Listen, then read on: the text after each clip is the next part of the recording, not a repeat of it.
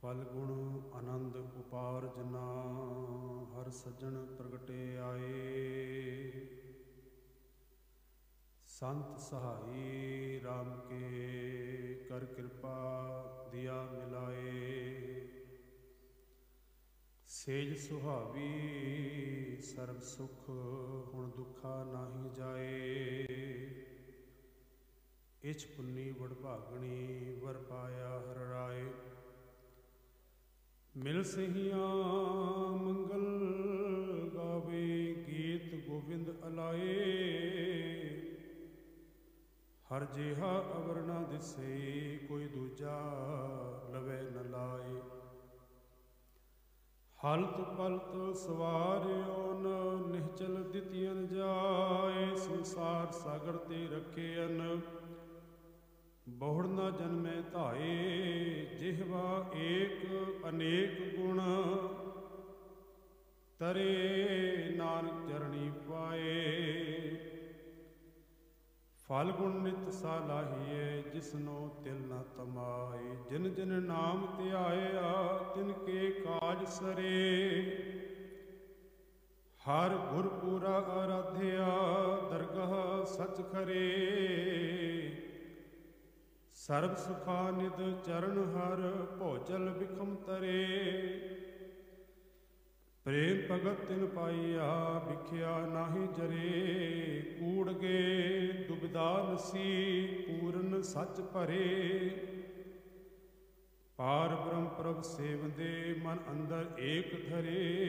महादिवस मूरत भले जिसको नदर करे। नानक मंगे दर्श दान कृपा करो हरे। महादिवस मूरत भले जिसको नदर करे। नानक मंगे दर्श दान कृपा करो हरे। जुगो जुग अटल चवर छत्र तख दे मालिक हाजरा हजूर ज़ारा ज़हूर शब्द गुरु। गुरु ग्रंथ साहिब सच्चे पातशाह महाराज जी दे पावन हजूरी अंदर अमृत वेले तो गुरु दरबार दियां हाजरियां भरे सतसंगी जनों वड्डियां भागां वाले हो। जो गुरदेव पातशाह ने आप तरस करके अपनी निगी गोद अंदर जुड़ बैठन का यह पावन समा बख्शिश किया है। फगण महीने की आरंभता है। मनोबिरतियां नूं इकागर करो। बड़े प्यार अदब नाल फतेह नाल सांझ पाओ। आखो जी वाहिगुरू जी का खालसा वाहिगुरू जी की फतेह। आम भाषा दे विच असीं आखदे हां फगण दा महीना। पर धन गुरु अर्जुन देव महाराज ने फगण के महीने का नाम फल गुण लिखिया है। फल गुण तो भाव गुणा रूपी फल प्राप्त हो जाना। जिस फल की प्राप्ति लई जिस मिलाप की प्राप्ति लई 11 पौड़ियां दे अंदर 11 स्टैप बाई स्टैप सडियां दे विच गुरदेव पातशाह ने सानू मालिक के चरणों ने जोड़न लई 11 महीने उच्चारण किए। और 12 माह की बाणी भावें तुखारी राग अंदर गुरु नानक साहब सच्चे पातशाह जी की है ते भावें माज राग अंदर गुरु अर्जुन देव पातशाह जी है। इन्हां दोहां 12 माह दे विच 14-14 शब्द या 14-14 पौड़ियां ने। पहली पौड़ी अंदर जो अरदास की है महाराज ने रहमत की कि किरत कर्म के विछुड़े कर कृपा मेलो ना। अरदास की मालिक के चरणों दे के दाता असी अपने कर्मा करके विछड़े हाँ पर तेरी रहमत नाल तेरी कृपा नाल मिल सकते हैं। क्योंकि गुरदेव ने अज फगण के महीने अंदर ये रहमत की कि फल गुण आनंद उपार्जन। फगण के महीने दे विच फल गुण प्राप्त हो गया। गुणा रूपी फल प्राप्त हो गया। मंजिल प्राप्त हो गई ਜਾਂ इंज कह लवां कि मिलाप प्राप्त हो गया। इसलिए गुरुदेव आखते ने कि 11 महीने वो जीव रूपी इस्त्री मालिक के चरणों के नाल जुड़ के जदों अरदास करती है कि किरत करम के विछुड़े कर कृपा मेलो राम, फिर पहले महीने के साल दे गुरुदेव ने फिर रहमत की कि चेत गोविंद आराधीए होवे आनंद घना, संत जना मिल पाइए रसना नाम भणा, कि चेतर के महीने के गोविंद नूं आराध्या जाए तो होवे आनंद घना, आनंद की प्राप्ति होएगी। विसाख के महीने विच आंदियां आंदियां गुरुदेव आखदे कि विसाख धीरन क्यों वाडियां जिन्ना प्रेम विछो, हर साजन पुरख विसार के लगी माया धो। जे जेठ का महीना आया तो महाराज आखदे ने कि हर जेठ जुड़न दा लोड़ी है, जिस अगे सब निवन, जिस दे अंदर सारी कायनात झुक रही है, जिस दे हुक्म दे सारी कायनात चल रही है, ए मना उस मालिक के चरणों दे तू जुड़िया कर। ते 11 महीने 11 पौड़ियां तो बाद गुरुदेव ने रहमत की कि फल गुण आनंद उपार्जना, कि फगण के महीने अंदर गुणा रूपी फल प्राप्त हो गया, मंजिल प्राप्त हो गई। जिवें एक धरती के हिक दे विच सासंगत बीज बोया जाता है, वो बीज पुंगरदा है, फिर वो पौधा बनिया, कुछ समय बाद दरख्त बनिया, दरख्त नूं फिर पत्ते फुल आए, फुलों तो बाद फल प्राप्त होया, फल लग गया। पर उस फल तो पहला की जो यात्रा है मंजिल तक पहुँचने लई है तो वो बीज का ही रूप है। महाराज आखते ने जे तू फल की प्राप्ति करना चाहता है तो फिर एक काम करी कि फल गुण आनंद उपार्जना। अगला शब्द है आनंद। सत्संग दुनिया दे विच हर एक चीज़ का विपरीत शब्द है। खुशी का गमी है, सोग का खुशी है, मान का अपमान है। इसे तरह जितने भी शब्द ने उन्होंने सारियां का विलोम शब्द है, पर आनंद एक ऐसी अवस्था है, आनंद एक ऐसा शब्द है जिसका कोई विपरीत शब्द नहीं है। आनंद तो भाव आत्मिक आनंद है जिसका कोई भी विलोम शब्द नहीं बनता। महाराज आखते हैं कि फल गुण आनंद उपार्जना, उपार्जना तो भाव का उपज पैदा है कदों हर सज्जन प्रगटे आए, जदों हिरदे रूपी सेज दे विच हरी सज्जन प्रगट हो गए। प्रगट होने का भाव है कि हिरदे अंदर पहला मौजूद सी वो प्रगट हो गए आ। जिवें घर के अंदर रखी हुई वस्तु हनेरा होए ना ते नज़र नहीं आती, लाइट ऑन करन दी लोड़ है, वो सामने पई हुई चीज़ नज़र आ जाती है। मनुख कहता है कि हनेरे करके अंधकार के नज़र नहीं सी आ रही, लाइट जगी प्रगट हो गई। गुरु अर्जुन देव पातशाह आखते हैं कि सारी वनस्पति के अंदर अग मौजूद है, पर है वो गुप्त रूप दे विच कि सगल वनस्पत में बैसंतर सगल दूध में किया।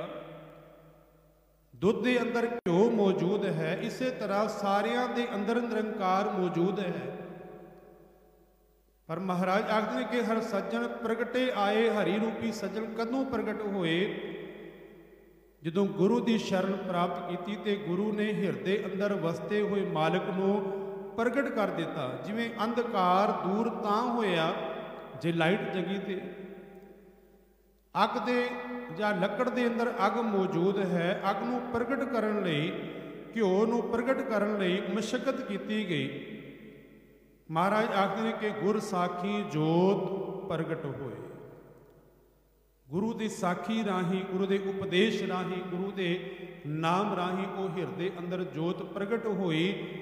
तो जो जोत प्रगट हो गई फिर मनुख कह देंदा है कि सब गोबिंद है, सब गोबिंद है, गोबिंद बिन नहीं कोई। क्योंकि आनंद तो भाव ये नहीं कि कुछ खुशी कुछ टाइम ले कुछ समय ले आ जाए। आनंद एक ऐसी अवस्था है जिहड़ी फिर एक बार आ गई वो जान वाली नहीं।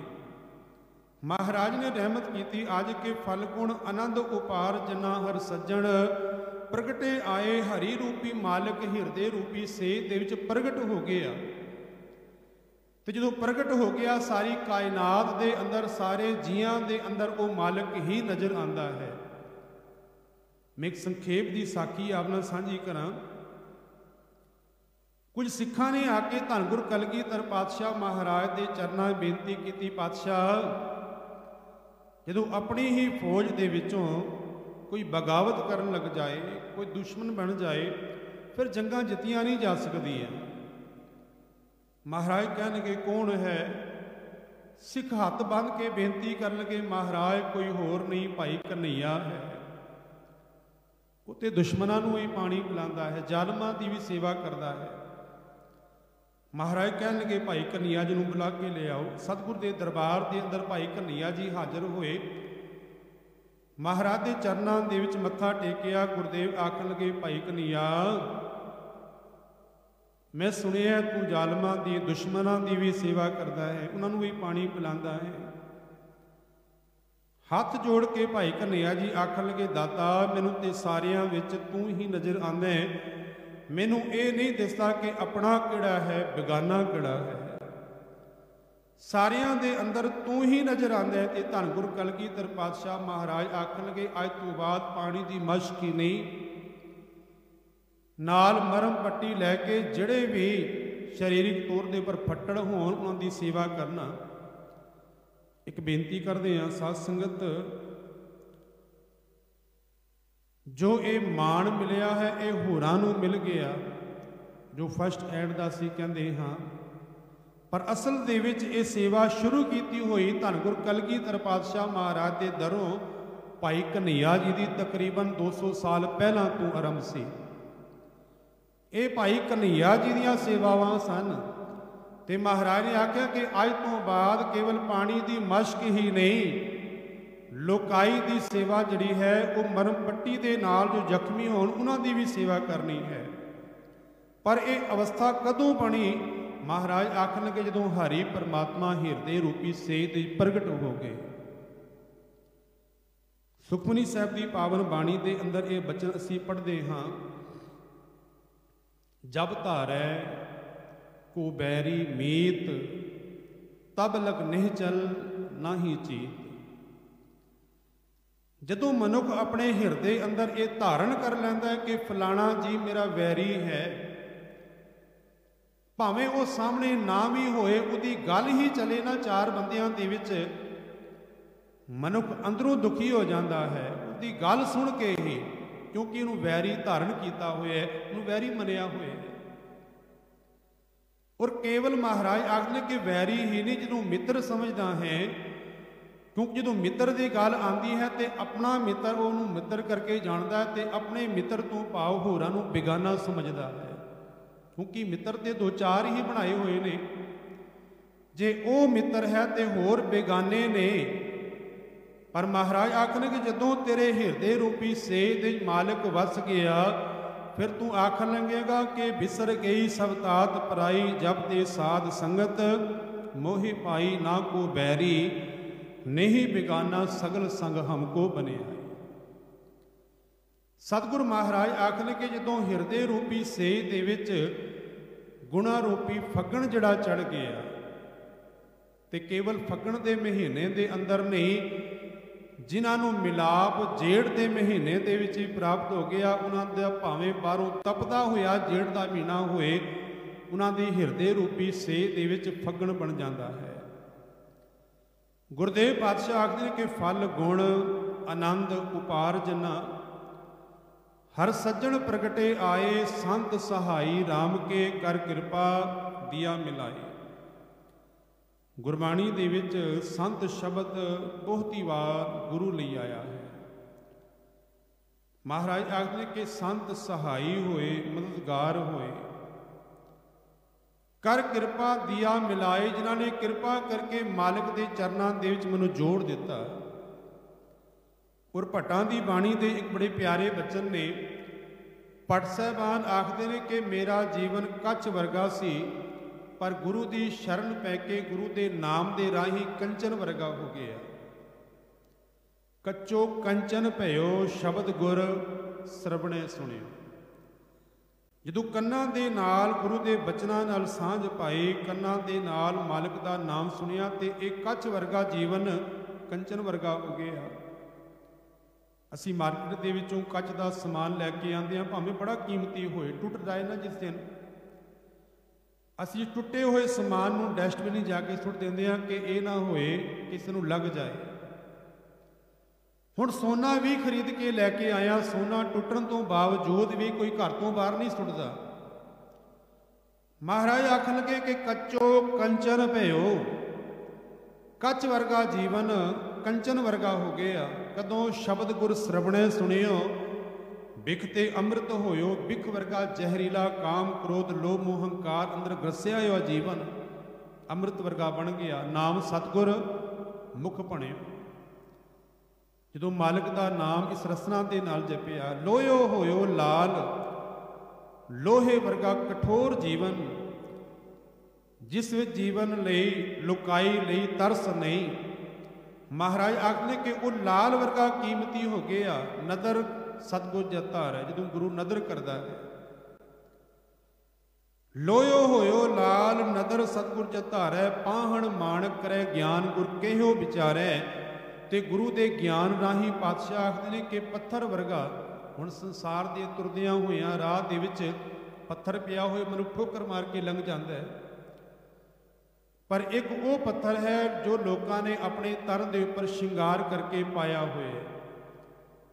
ਮੈਂ ਉਸ ਪੱਥਰ ਦੀ ਪ੍ਰੋੜਤਾ ਨਹੀਂ ਕਰਦਾ, ਪਰ ਕੀਮਤ ਦਾ ਫਰਕ ਹੈ। ਇੱਕ ਰਾਹ ਦੇ ਵਿੱਚ ਪਿਆ ਹੋਇਆ ਪੱਥਰ ਹੈ, ਇੱਕ ਲੋਕਾਂ ਨੇ ਆਪਣੀਆਂ ਉਂਗਲੀਆਂ ਦੇ ਵਿੱਚ ਸਜਾਇਆ ਹੋਇਆ ਹੈ, ਗਲੇ ਦੇ ਵਿੱਚ ਸਜਾਇਆ ਹੋਇਆ ਹੈ।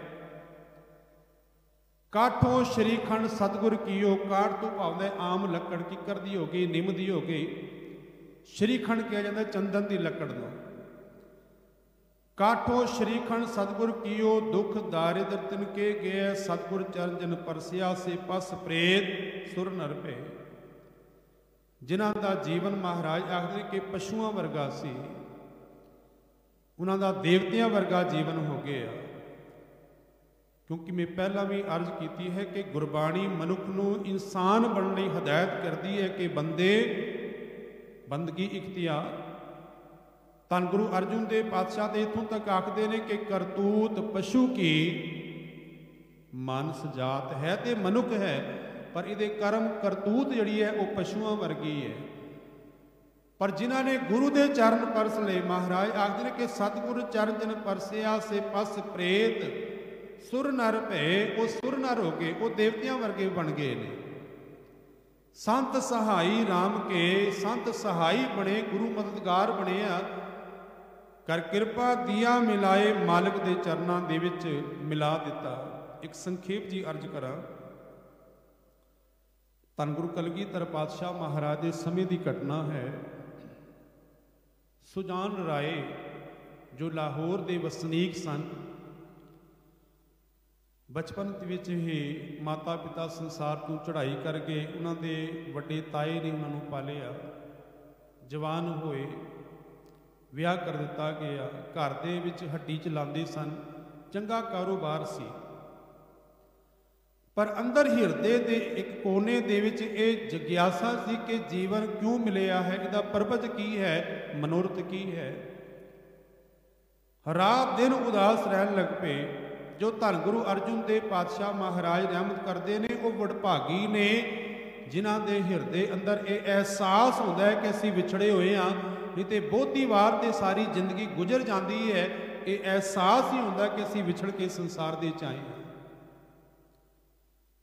ਸੁਜਾਨ ਰਾਏ ਨੂੰ ਦੁਕਾਨ ਦੇ ਉੱਪਰ ਬੈਠਿਆਂ ਹੋਇਆਂ ਇੱਕ ਕਵੀ ਆਇਆ, ਆਖਣ ਲੱਗਾ ਸਾਡੀ ਕਵੀਆਂ ਦੀ ਕਦਰ ਕਿਤੇ ਨਹੀਂ, ਕੇਵਲ ਧੰਨ ਗੁਰੂ ਕਲਗੀਧਰ ਪਾਤਸ਼ਾਹ ਮਹਾਰਾਜ ਦਾ ਦਰਬਾਰ ਹੈ ਜਿੱਥੇ ਹਰ ਇੱਕ ਮਨੁੱਖ ਦੀ ਸੁਣੀ ਜਾਂਦੀ ਹੈ, ਉਹਦੀ ਭਾਵਨਾ ਨੂੰ ਭਾਗ ਲੱਗਦੇ ਨੇ। ਉਸ ਦੀ ਇਹ ਗੱਲ ਸੁਣ ਕੇ ਸੰਖੇਪ ਜੀ ਅਰਜ਼ ਕਰਾਂ। ਸੁਜਾਨ ਰਾਏ ਵੀ ਗੁਰੂ ਕਲਗੀਧਰ ਪਾਤਸ਼ਾਹ ਮਹਾਰਾਜ ਦੇ ਦਰਬਾਰ ਦੇ ਪਹੁੰਚੇ ਆ।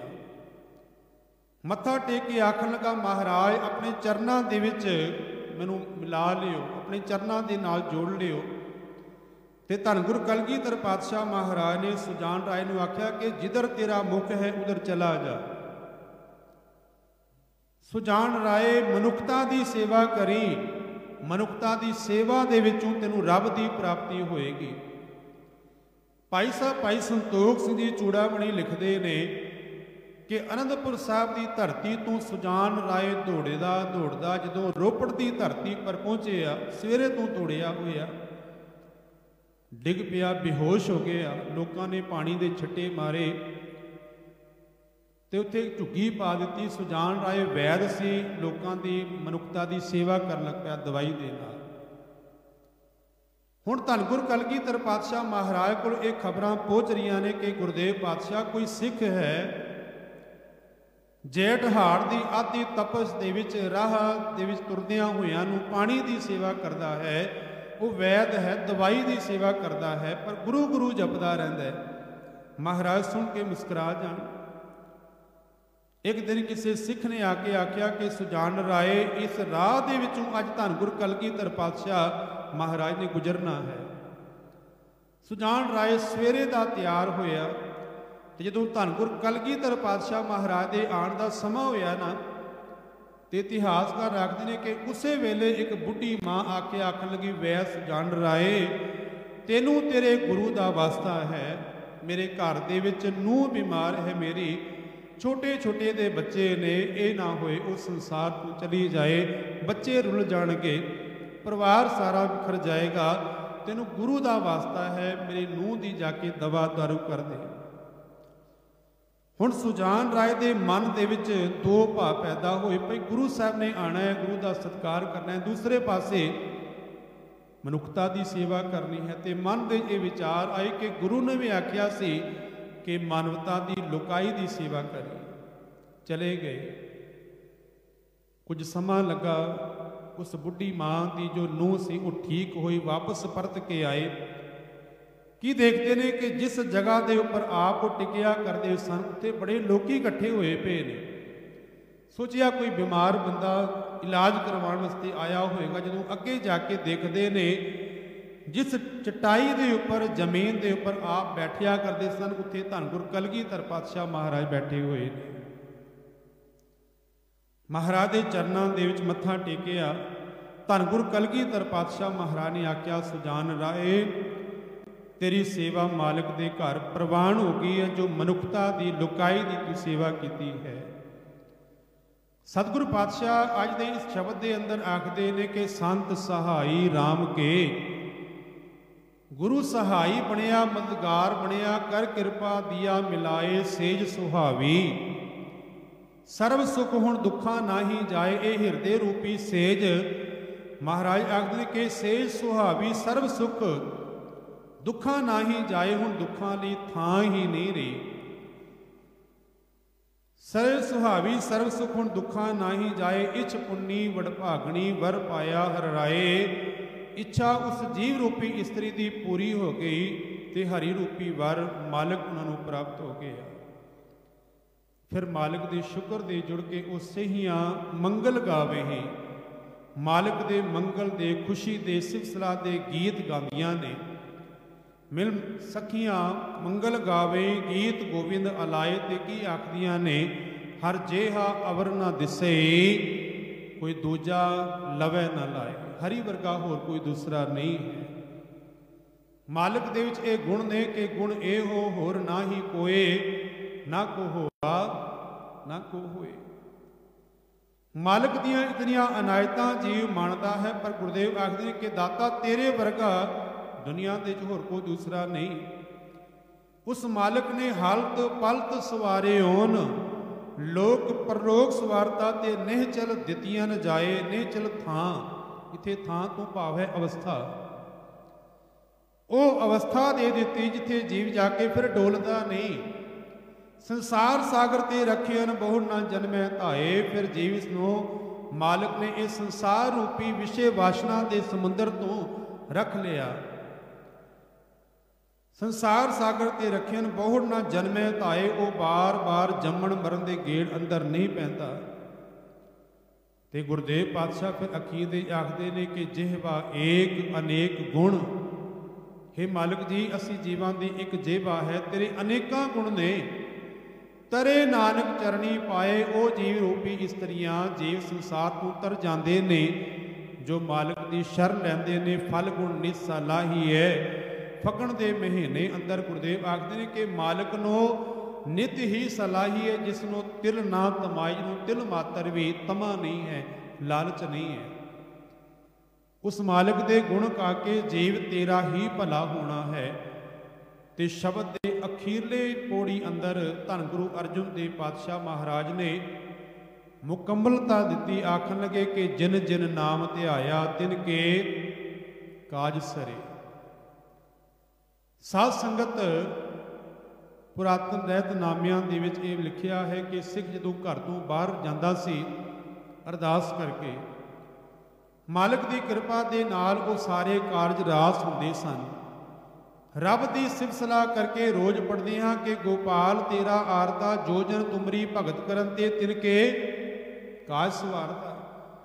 ਰੱਬ ਦੇ ਗੁਣ ਗਾ ਕੇ ਦੁਨਿਆਵੀ ਕਾਰਜ ਦੇ ਸਿਰੇ ਚੜ੍ਹਨੇ ਹੀ ਨੇ, ਪਰ ਮਹਾਰਾਜ ਆਖਦੇ ਕਿ ਇਹ ਜ਼ਿੰਦਗੀ ਰੂਪੀ ਕਾਰਜ ਵੀ ਉਹਨਾਂ ਦਾ ਸਿਰੇ ਚੜ੍ਹ ਜਾਂਦਾ ਹੈ। ਸੋਹਲਾ ਸਾਹਿਬ ਦੀ ਬਾਣੀ ਅੰਦਰ ਗੁਰਦੇਵ ਆਖਦੇ ਨੇ ਕਿ ਕਰੋ ਬੇਨੰਤੀ ਸੁਣੋ ਮੇਰੇ ਮੇਤਾ ਸੰਤ ਟਹਿਲ ਕੀ ਬੇਲਾ, ਇਹਾਂ ਖਾੜ ਚਲੋ ਹਰ ਲਾਹ ਆਗੇ ਬਸਨ ਸੁਹੇਲਾ। ਓਦ ਘਟੈ ਦਿਨ ਸਰੈ ਨਾਰੇ ਮਨ ਗੁਰ ਮਿਲ ਕਾਜ ਸਵਾਰੇ। ਮਨਾ ਗੁਰੂ ਨੂੰ ਮਿਲ ਕੇ ਇਹ ਜ਼ਿੰਦਗੀ ਦਾ ਕਾਰਜ ਸਵਾਰ ਲੈ ਕੇ ਜਿਨ ਜਿਨ ਨਾਮ ਧਿਆਇਆ ਤਿਨ ਕੇ ਕਾਜ ਸਰੇ। ਹਰ ਗੁਰ ਪੂਰਾ ਆਰਾਧਿਆ। ਉਹਨਾਂ ਨੇ ਹਰੀ ਗੁਰੂ ਰੂਪੀ ਪੂਰੇ ਮਾਲਕ ਨੂੰ ਆਰਾਧਿਆ। ਦਰਗਾਹ ਸੱਚ ਕਰੇ ਦਰਗਾਹ ਦੇ ਅੰਦਰ ਉਹ ਕਬੂਲ ਹੋ ਕੇ ਪ੍ਰਵਾਨ ਹੋ ਕੇ ਆਪਣੇ ਜੀਵਨ ਨੂੰ ਸਾਰਥਕ ਕਰ ਲਿਆ। ਸਰਬ ਸੁਖਾਂ ਨਿਧ ਚਰਨ ਹਰ, ਹਰੀ ਦੇ ਚਰਨ ਹੀ ਸਾਰੇ ਸੁਖਾਂ ਦਾ ਖਜ਼ਾਨਾ ਹੈ। ਅੱਜ ਗੁਰਦੇਵ ਨੇ ਹੁਕਮਨਾਮਾ ਵੀ ਇਹ ਬਖਸ਼ਿਸ਼ ਕੀਤਾ ਕਿ ਇੱਛਾ ਪੂਰਕ ਸਰਬ ਸੁਖ ਦਾਤਾ ਹਰ, ਜਾਂ ਕੇ ਵਸ ਹੈ ਕੰਮ ਤੇ ਨਾ। ਮਹਾਰਾਜ ਆਖਦੇ ਨੇ ਕਿ ਸਰਬ ਸੁਖਾਂ ਨਿਧ ਚਰਨ ਹਰ, ਭੋਜਲ ਬਿਖਮ ਤਰੇ। ਇਹ ਸੰਸਾਰ ਰੂਪੀ ਜੋ ਬਿਖਮ ਸਾਗਰ ਹੈ ਵਾਸਨਾ ਦਾ, ਵਿਸ਼ੇ ਵਾਸਨਾ ਦਾ, ਇਹਨਾਂ ਤੋਂ ਉਹ ਜੀਵ ਤਰ ਜਾਂਦੇ ਨੇ। ਪ੍ਰੇਮ ਭਗਤ ਤਿਨ ਪਾਈਆ ਵਿਖਿਆ ਨਾਹ ਜਰੇ। ਪ੍ਰੇਮਾ ਭਗਤੀ ਰਾਹੀ ਮਾਲਕ ਦੇ ਗੁਣ ਗਾ ਕੇ ਸਤਿਗੁਰ ਆਖਦੇ ਨੇ ਕਿ ਮਾਇਆ ਰੂਪੀ ਬਿਖ ਵੀ ਉਹਨਾਂ ਦਾ ਕੁਝ ਵਿਗਾੜ ਨਹੀਂ ਸਕਦੇ। ਉਹ ਵੀ ਉਹਨਾਂ ਨੂੰ ਤ੍ਰਿਸ਼ਨਾ ਦੀ ਅਗਨ ਦੇ ਅੰਦਰ ਸਾੜ ਨਹੀਂ ਸਕਦੇ। ਕੂੜ ਗਏ ਦੁਬਦਾ ਨੱਸੀ, ਉਹਨਾਂ ਦੇ ਜੀਵਨ ਦੇ ਚੋਂ ਕੂੜ ਤੋਂ ਭਾਵ ਝੂਠ ਜਿਹੜਾ ਹੈ, ਦੁਬਦਾਵਾਂ ਜਿਹੜੀਆਂ ਦੂਰ ਹੋ ਜਾਂਦੀਆਂ ਨੇ। ਪੂਰਨ ਸੱਚ ਭਰੇ, ਪੂਰਨ ਸੱਚ ਦੇ ਅੰਦਰ ਹੀ ਟਿਕੇ ਰਹਿੰਦੇ ਨੇ। ਪਾਰ ਬ੍ਰਹਮ ਪ੍ਰਭ ਸੇਵੰਦੇ ਮਨ ਅੰਦਰ ਏਕ ਧਰੇ। ਤੇ ਪਾਰ ਬ੍ਰਹਮ ਪਰਮੇਸ਼ਰ ਨੂੰ ਆਪਣੇ ਮਨ ਦੇ ਅੰਦਰ ਆਰਾਧਦੇ ਨੇ, ਸਿਮਰਦੇ ਨੇ। ਅਖੀਰੀਆਂ ਪੰਕਤੀਆਂ ਅੰਦਰ ਗੁਰਦੇਵ ਪਾਤਸ਼ਾਹ ਆਖਦੇ ਨੇ ਕਿ ਮਹਾ ਦਿਵਸ ਮੂਰਤ ਭਲੇ। ਸੰਸਾਰ ਦੇ ਵਿੱਚ ਕੋਈ ਕਾਰਜ ਕਰਨਾ ਹੋਏ ਤੇ ਮਨੁੱਖ ਮੂਰਤ ਕਢਵਾਉਂਦਾ ਹੈ। ਕਈ ਵਾਰ ਤੇ ਮਹੀਨਿਆਂ ਦਾ, ਦਿਹਾੜਿਆਂ ਦਾ ਵੀ ਬੜਾ ਧਿਆਨ ਰੱਖਦਾ ਹੈ। ਇਹ ਦਿਨ ਚੰਗਾ ਹੈ ਕਿ ਦਿਨ ਮਾੜਾ ਹੈ, ਇਹ ਮਹੀਨਾ ਚੰਗਾ ਹੈ, ਇਸ ਮਹੀਨੇ ਅੰਦਰ ਕਾਰਜ ਕਰਨਾ ਕਿ ਨਹੀਂ ਕਰਨਾ। ਮਹੂਰਤ ਤੋਂ 1 ਮਿੰਟ ਅੱਗੇ ਨਾ ਹੋ ਜਾਏ, 1 ਮਿੰਟ ਪਿੱਛੇ ਨਾ ਹੋ ਜਾਏ। ਪਰ ਗੁਰਦੇਵ ਪਾਤਸ਼ਾਹ ਆਖਦੇ ਨੇ ਕਿ ਉਹ ਸਾਰੇ ਮਹੀਨੇ, ਸਾਰੇ ਦਿਨ, ਸਾਰੇ ਮਹੂਰਤ ਚੰਗੇ ਨੇ ਜੇ ਮੇਰੇ ਮਾਲਕ ਦੀ ਨਦਰ ਹੋਏ, ਕਿਰਪਾ ਹੋਏ। ਮਹਾ ਦਿਵਸ ਮਹੂਰਤ ਭਲੇ, ਜਿਸ ਕੋ ਨਦਰ ਕਰੇ ਨਾਨਕ ਮੰਗੈ ਦਰਸ਼ਦਾਨ। ਗੁਰਦੇਵ ਆਖਦੇ ਨੇ ਕਿ ਮੇਰੀ ਤੇ ਕੇਵਲ ਇੱਕੋ ਹੀ ਮੰਗ ਹੈ ਕਿ ਮਾਲਕ ਤੇਰਾ ਦਰਸ਼ਨ ਪ੍ਰਾਪਤ ਹੋ ਜਾਏ। ਨਾਨਕ ਮੰਗੇ ਦਰਸ਼ਦਾਨ, ਕਿਰਪਾ ਕਰੋ ਹਰੇ ਕਿ ਮੇਰੀ ਝੋਲੀ ਦੇ ਵਿੱਚ ਇਹ ਦਾਤ ਦਾਤਾ ਪਾ ਕੇ ਵਿਸਰ ਨਾਹੀ। ਦਾਤਾਰ ਆਪਣਾ ਨਾਮ ਦੇਹੋ, ਗੁਣ ਗਾਵਾਂ ਦਿਨ ਰਾਤ। ਨਾਨਕ ਚਾਉ ਇਹੋ, ਨਾਨਕ ਚਾਉ ਇਹੋ। ਬੋਲਦਿਆਂ ਬੇਅੰਤ ਭੁੱਲਾ ਗੁਰੂ ਸਮਰੱਥ ਹੈ, ਸੰਗਤ ਬਖਸ਼ਣ ਯੋਗ ਹੈ, ਬਖਸ਼ ਦੇਣਾ ਆਖੋ ਪਿਆਰ ਨਾਲ। ਵਾਹਿਗੁਰੂ ਜੀ ਕਾ ਖਾਲਸਾ, ਵਾਹਿਗੁਰੂ ਜੀ ਕੀ ਫਤਿਹ।